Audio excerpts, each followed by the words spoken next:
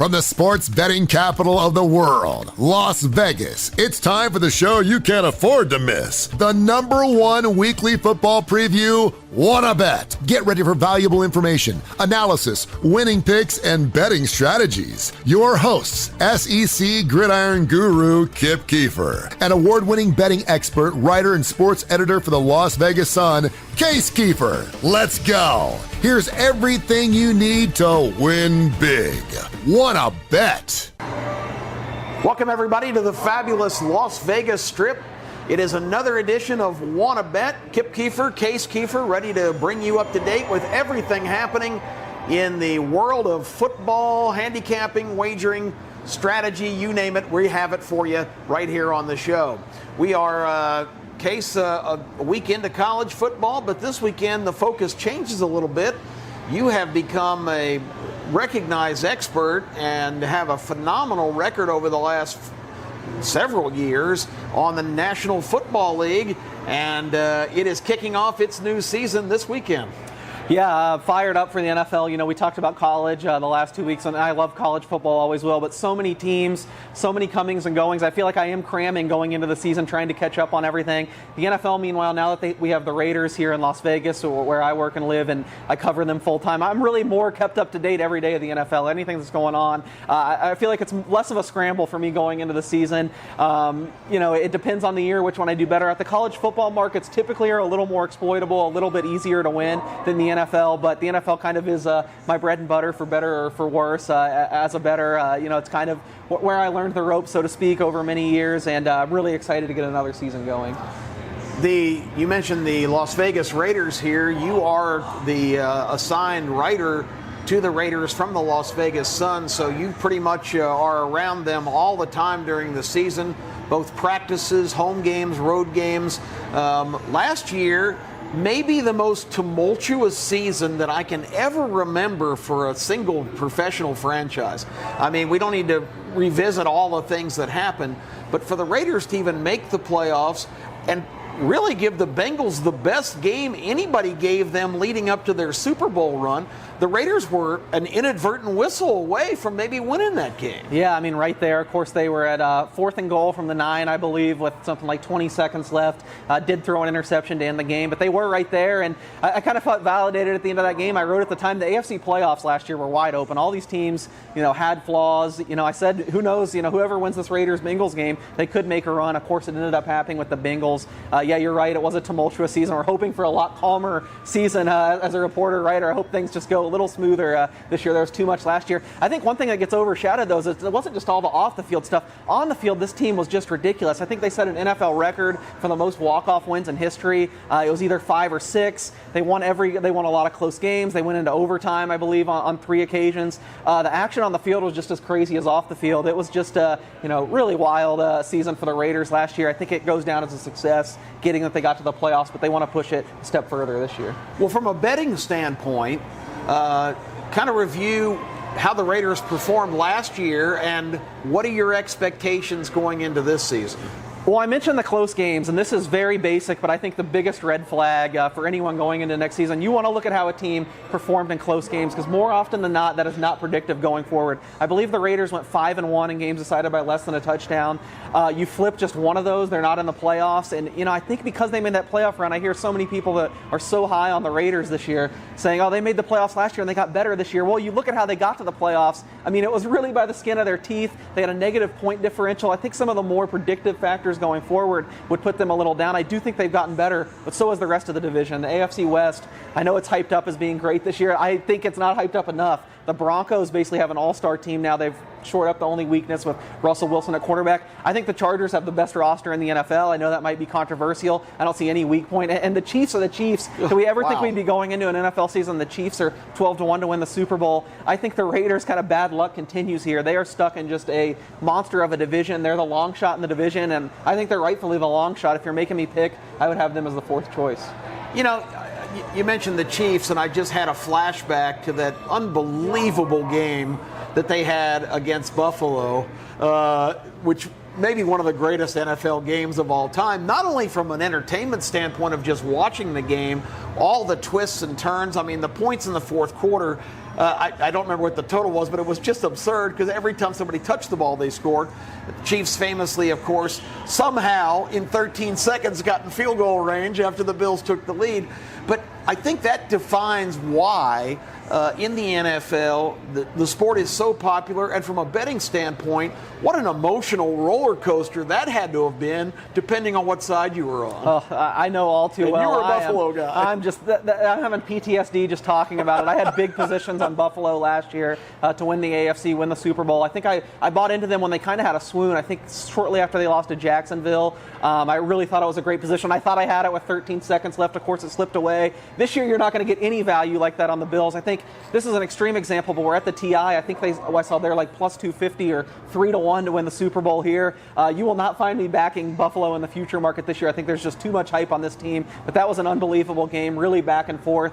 The spread and the total came down to the final play. I really wish Buffalo could have taken it. I don't think Cincinnati beats Buffalo and gets to the Super Bowl if it's Buffalo that wins and gets a home game the next week.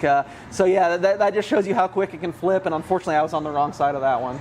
Well, I know it's really early and you haven't even seen the teams, actually the real teams and real games play yet, but going into the season, you mentioned a couple of teams that the Broncos, the big transformation they made, the Chargers, who just seem like a team that should have had a lot better record than they had last year.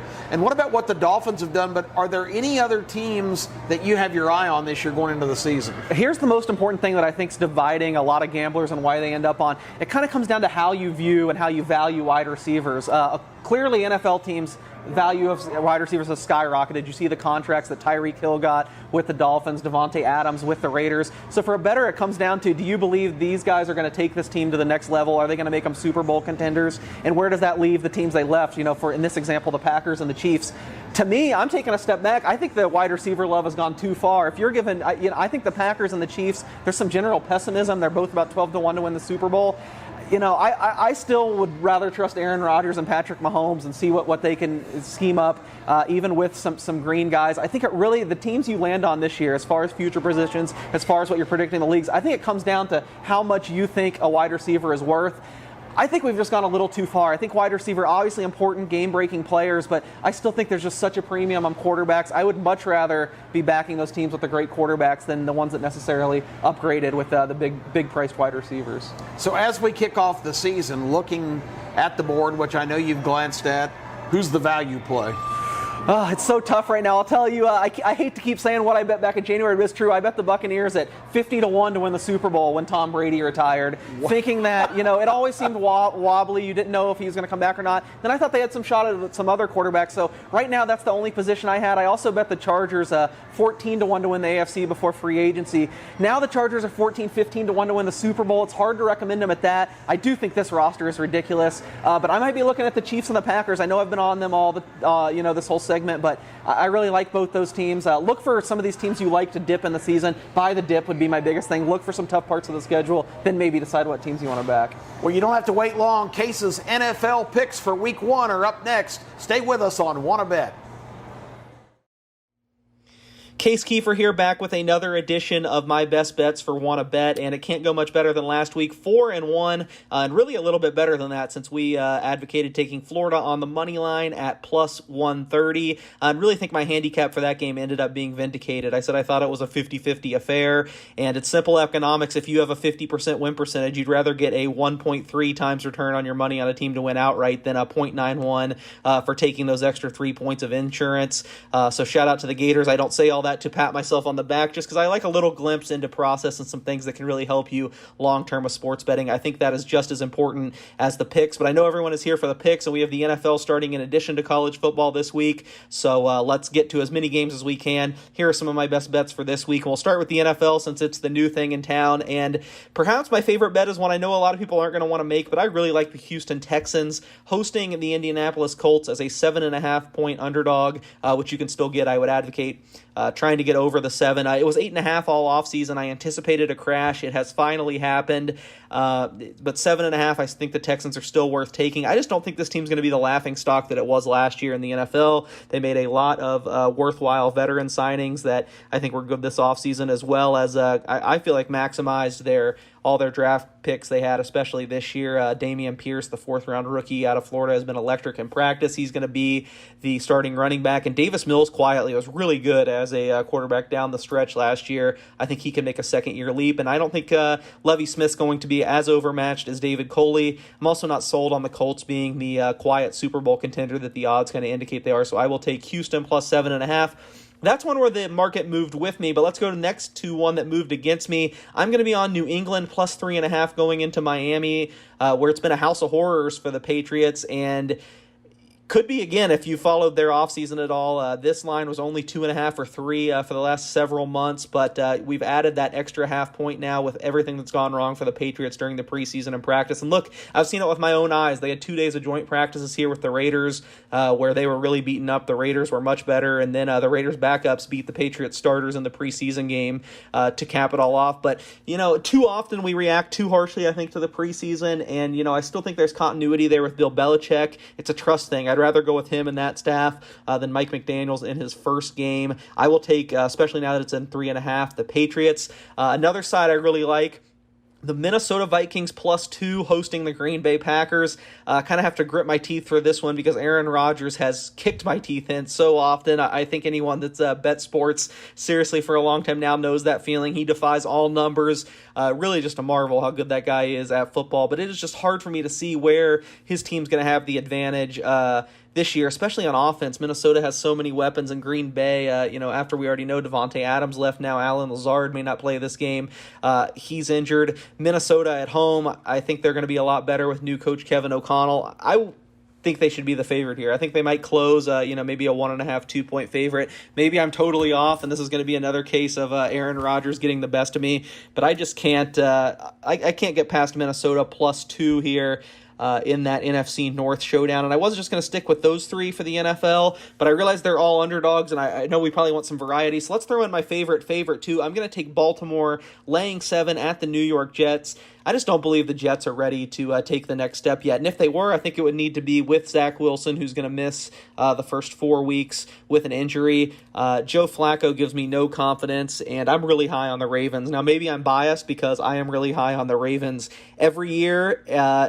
But this year, I think it's especially something more. They're healthy. Last year, they got beat up so badly going into the season, the most injured team. They still were at the top of the division standings for most of the year until they had a COVID outbreak and more injuries towards the end of the year. But they're healthy this year, and I think a really complete team. I know there's some questions about the receiving core, but I like Rashad Bateman. I think he's going to break out this year. I wouldn't go higher than 7, but I am comfortable laying 7 with the Ravens at the Jets. So let's transition now to college football. That's 4 NFL plays, and I got 4 college football plays as well. Really, personally, I have way more than 4 college football plays, but there's so many. I tried to put this into a theme, and the theme I came up with is appropriate for the Wanna Bet show. Let's go from Las Vegas to Birmingham on today's segment with these 4 plays. So starting in Las Vegas, I've got UNLV plus 13 playing at Cal. From a talent standpoint, this game is basically a wash. It scares me because Cal does have a huge coaching edge. I think pound for pound, Justin Wilcox is one of the best coaches in the nation, but he just doesn't have a lot to work with right now. They had such strict guidelines in Berkeley in 2020 that they could barely practice and had a mass exodus from the program, and they just haven't really been able to replenish it with the bodies yet. Whereas UNLV, I have a lot of questions with Coach Marcus Arroyo's strategy, but he has brought in so much talent. Michigan State receiver Ricky White has just been great for UNLV, both in practice and in their first win. And he came to play with his high school quarterback, Harrison Bailey, former big-time recruit, Tennessee quarterback. And Bailey didn't even win the job, to show you what kind of talent the Rebels have at quarterback for once. Doug Brumfield is the guy, and he's been really good when he's been in. He got hurt last year, but it looks like he'll be ready to go here. I think UNLV has a chance outright, so plus 13, an easy pick for me. Next, Texas Tech minus 3, where there is some Las Vegas connection because the starting quarterback will be Donovan Smith from local powerhouse Bishop Gorman. He actually didn't even play quarterback in high school. He was beat out for the job. Gorman's won some national championships while he was there, so it was highly competitive. But he was forced into action last year as a freshman. It was really a revelation. It was really great. Some Red Raider fans thought he deserved to win the job over Tyler Show going into this year. He didn't, but Show got hurt in a season-opening win last week. And, I think the market's kind of reacted to that and dinged Texas Tech a little bit, where I don't necessarily think they should have. I think that the drop-off from from Show to Smith at best is minimal. Texas Tech laying 3 against Houston. Houston was really fortunate to beat UTSA last week. I was not impressed by them.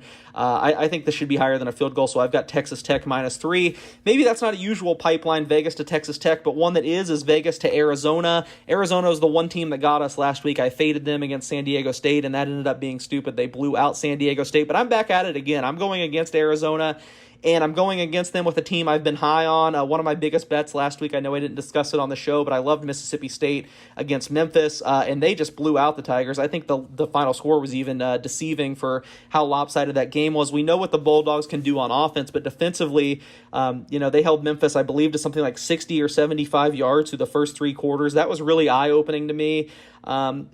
I think there's teams every year in college football that the market has a tough time catching up to, and I think Mississippi State might be one of those teams this year.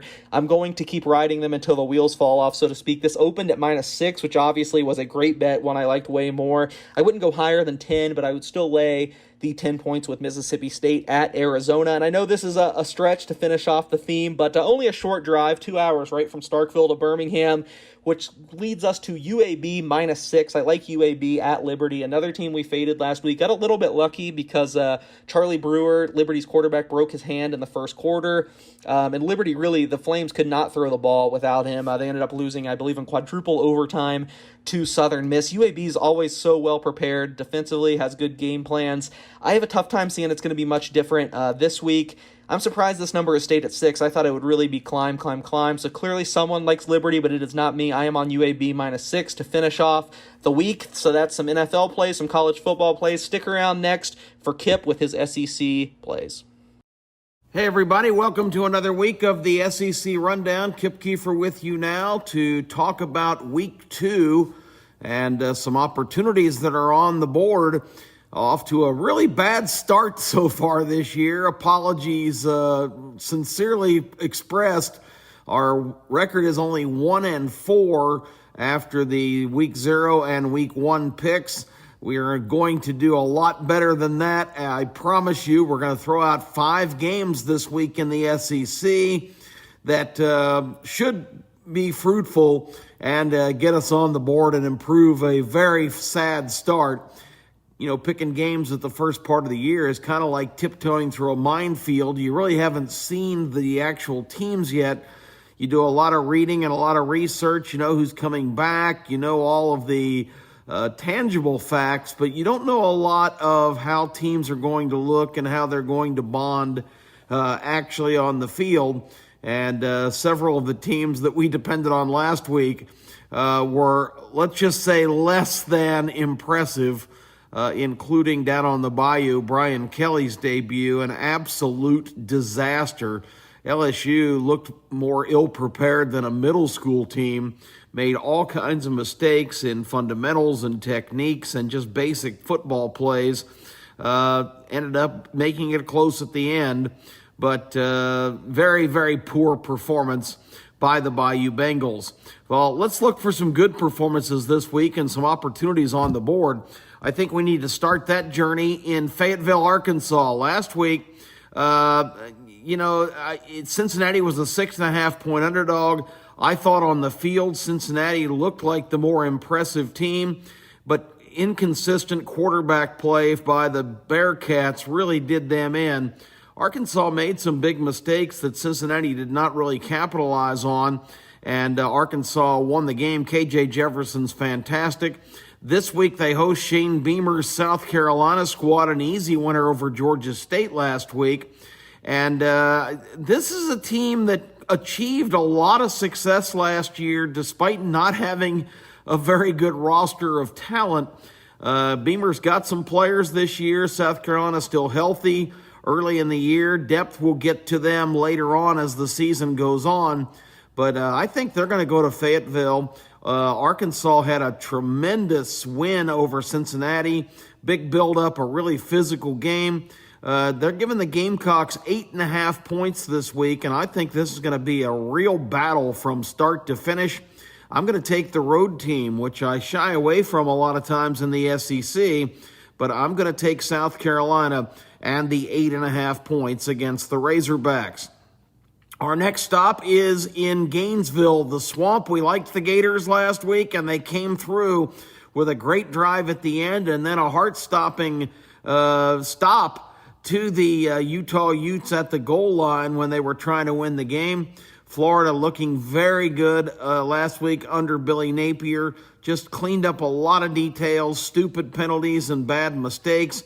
And Richardson, the quarterback, is a gem. He is a combination, to me, of Cam Newton and Vince Young. Two big, physical, fast quarterbacks that can really hurt you with their arm or their legs. I really liked what I saw from Richardson. His maturity over last year was very noticeable.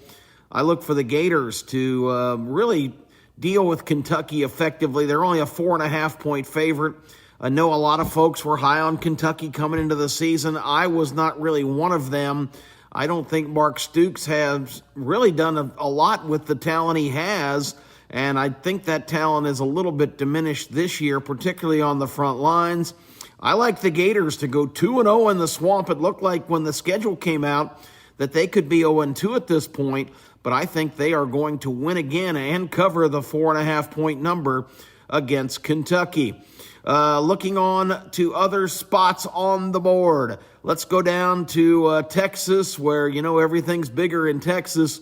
Alabama is planning a bigger win than the 20-point spread against the Longhorns. But the Tide, in the last couple of years has not been a great major road favorite in terms of giving big numbers and covering those. Remember last year at Florida, they barely held off the Gators. Of course, the legendary Auburn game, they were a massive favorite and almost got beat that day on the Plains. Texas is getting 20 points. They have too many good athletes. They're just not going to roll over and die here. It's a weird game. It's a nooner. It's going to be really hot in Austin. I think Alabama wins easily by 14 to 17 points, but I'm going to take the Longhorns on the 20 points because it's just a tough spot to go down and play such a traditional powerhouse, and they will be sky high for what for Alabama is going to be basically just another game. So I like Texas plus the 20. I also, in Texas A&M did not look that great to me. I'm not that high on this team either, despite all of their big-time recruits.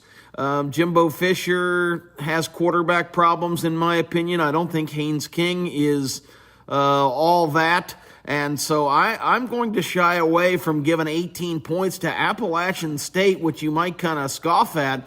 But this is a team that's very, very competitive and very solid. They should have beaten North Carolina last week. Really kind of in a wild game, let that one get away. Getting 18 points against A&M, I think they'll hang around. A&M should win the game, but I'm going to take Appalachian State and the 18 points. So that's some places that you can maybe look to exploit. One other game that's out of conference, also in Manhattan, Kansas, Missouri goes to play the Kansas State Wildcats. Kansas State's home stadium, the Bill Snyder Family Stadium. That sounds kind of comforting, but the Wildcats aren't very accommodating hosts, and they got a pretty good team this year. I don't think Missouri has much. I don't like Missouri's defense still. They beat Louisiana Tech last week, but I think they give up a lot of points, and I think Kansas State is a better football team. They're a 7-point favorite, but I'm going to cough those points up and take the Wildcats over the Tigers. So that's the report this week. I hope we do a lot better. We're optimistic. We're going to watch them and see. Thanks for everybody to tune in today to the great new show we're having, Wanna Bet. Love having you, and we will talk to you again next week. Well, that's all the time we have for this week on Wanna Bet. Want to thank Kip Keefer for all of his expertise, and Kip Keefer, producer and director of the show. We will be back next week with more information that you can use to be a winner. In the meantime, I hope all of your plays this weekend are successful ones.